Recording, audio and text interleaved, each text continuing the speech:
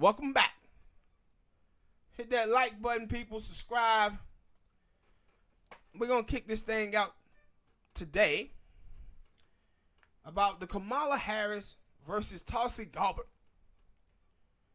thing at the debate the other night.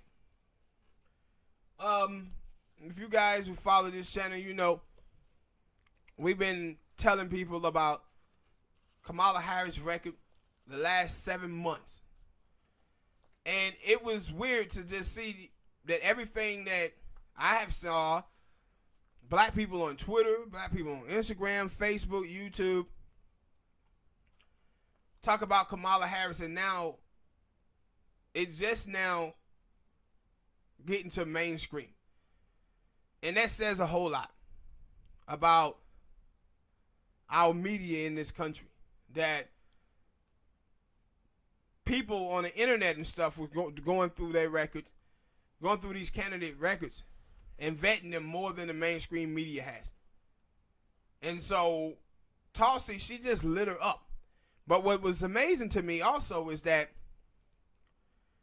this took place in Detroit. I think Detroit, Michigan. So a lot of black folks there. So you saw the black people in that crowd went bonkers. Went bonkers when Tulsi started saying this about Kamala Harris' record. And when you look at the day after the debate, I think she was on CNN, Kamala Harris, and they was asking her about her low turnout with African American voters, or low support. And she just tried to say, oh, it was because Joe Biden had name recognition. And I was like, no, it's because of the stuff that Tulsi Gabbard said. Like, we've been saying this for like 7 months on our channel. But I've been talking about Kamala Harris for like 3-4 years.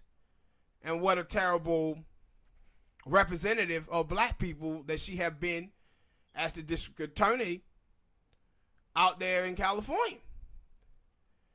And just to watch the media try to switch this thing around. The media in this country is so awful, man. So the day after this happens at the debate, Kamala Harris got destroyed was trending on Twitter. Everybody was talking about Tulsi Gabbard being the person who came out of that debate looking like the winner of it because she had the thing with Kamala Harris. So Kamala Harris people were saying, oh, she wasn't ready for the question because she didn't respond to the question because Tulsi Gabbard only getting 1% of the vote. So she didn't feel like, she felt like she was lower than them. I said the last time I saw some shit like this was Ja Rule and 50 Cent. When Ja Rule was out there talking about, man, I ain't gonna respond to 50. I'm selling 3-4 million copies. Who is 50 Cent anyway? The nigga that destroyed your career? Yeah. The dude who destroyed your career. Why? Because you thought you were so bigger than him that you didn't have to respond. And 50 was out there slicing your ass up. A lot of people have that mentality, oh man, that person loyal to me. They ain't, and Yeah. they're like, no. No? I guess I'm just that petty and all of that because you say something to me, I'm fine back. Yeah.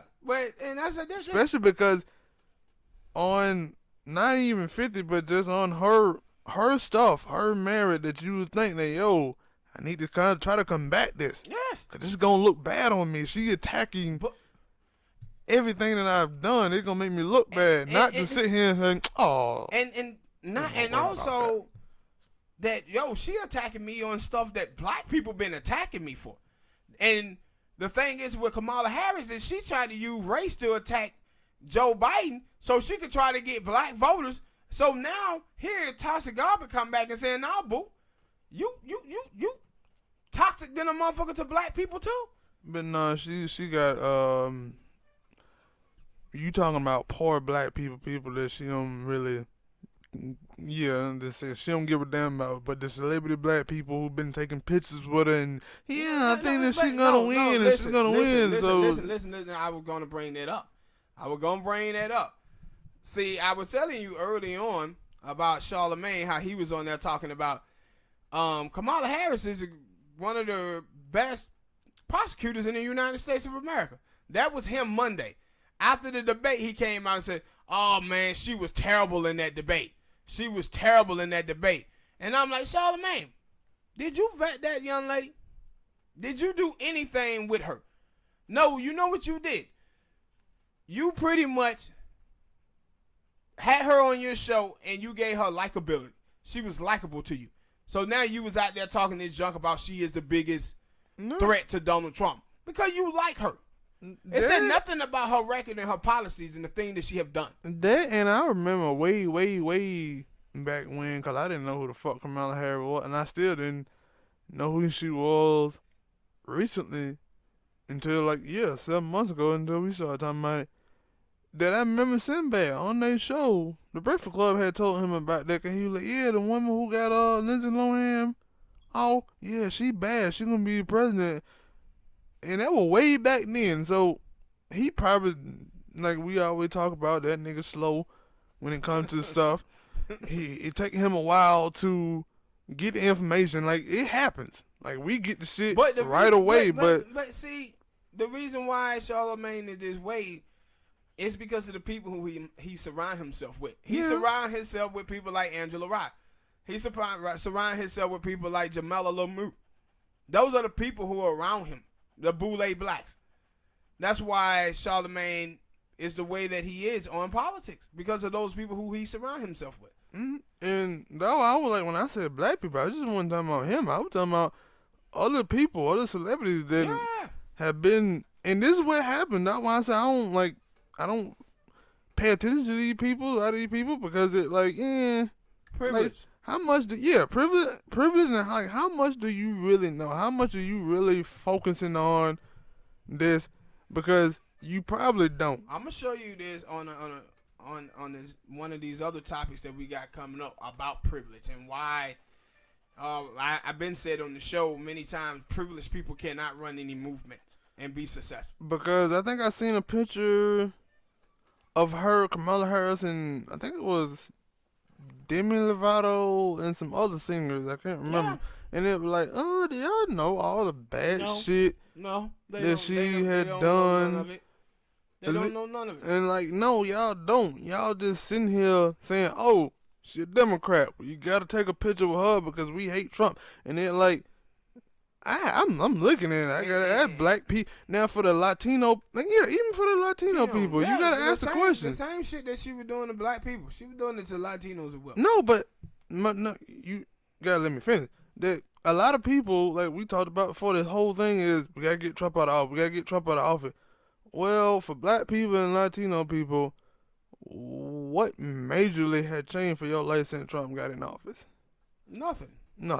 Cause black people, especially if you American. Yeah, cause I was like, black people, you still getting shot and killed in the street by police and nothing getting done when Obama was in there. White people still being racist. Wait a minute, is that Jane Drew? Yeah. That son bitch ain't been doing nothing but eating since he left football. You know? If that check could speak, it would say, help me. Shut up, fool. Damn, Jane Drew been eating like hell since he left football. But back to the story. Yeah. And it for Latino people, y'all was getting thrown. Y'all act like, and Obama would just open his arm all y'all come in. Nah, he was shipping y'all out too. Yeah, Obama threw out more Mexican immigrants than any president in the United States history. That's the only thing you got now is the little work camp thing that y'all can go to. And I give you that. They ain't real bad. But he's still tossing your asses out just like Obama did. What? Boy, I'm talking about them camps and them cages. Oh, so that was going on when Obama did? Yeah, Obama created that shit. See, that's the thing that they didn't tell me, because not tell me, because like I said, I wanted to focus on that much. But that's the thing they don't show you on the everything. They don't talk about this. They don't show you that on CNN, MSNBC. They don't talk about that, and that's where most people on the left wing seem to get their politics from, those places. And that, even then, when you talk about the Young Turks, if you listen to the Young Turks, they tell you that they anti-establishment. But the reality is they get all of their media from the establishment. So you can't be anti-establishment and then get all your media from them. See, this is the thing with when you talk about the ADOS movement, this is why they are anti-establishment. When you watch pro-black people, because they get their information from data, numbers. That's what they quoting, Datas and Nemes. They're not talking about the opinions of goddamn Joe Scarborough, the opinions of Don Lemon or Chris Cuomo. They're talking about data. Other people who are part of the left wing today, they get all of their information from the media. So it's not that you're against the media. You just have some difference of opinion.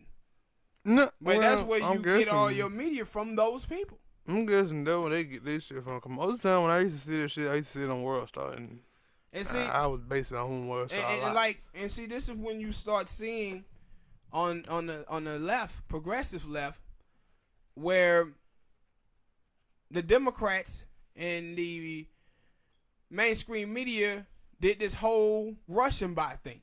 Now you see people who are progressives, they be out there spewing that same nonsense. Anybody who disagrees with me is a Russian bot. Anybody who questions the Democratic candidates are a Russian bot. ADOS movement, Russian bot. B1 movement, Russian bot. B1, what the hell is that? That's Black Brigade. That's what's called a thing over there. B1. Professor Black Truth. And they kicked Professor Black Truth off YouTube, but he back on though somehow. But anyway, but this is the thing with Kamala Harris is that now you're just seeing people take a look at her record, finally. And that's why I said, like, she didn't even talk about the Huber life, Tulsi Gabbard. She didn't even get into that. And people were like, yo, she was caught off guard. And I said, I don't know how. If you watch the last month, what you were seeing is Tulsi Gabbard came out first, and she disagreed with her, talking about Joe Biden was a racist. And this is what was amazing, too. If you watch in that debate, that's the question that was asked to Tulsi Gabbard about the race stuff with Kamala Harris and Joe Biden. But she pivoted real quick because she was like, no.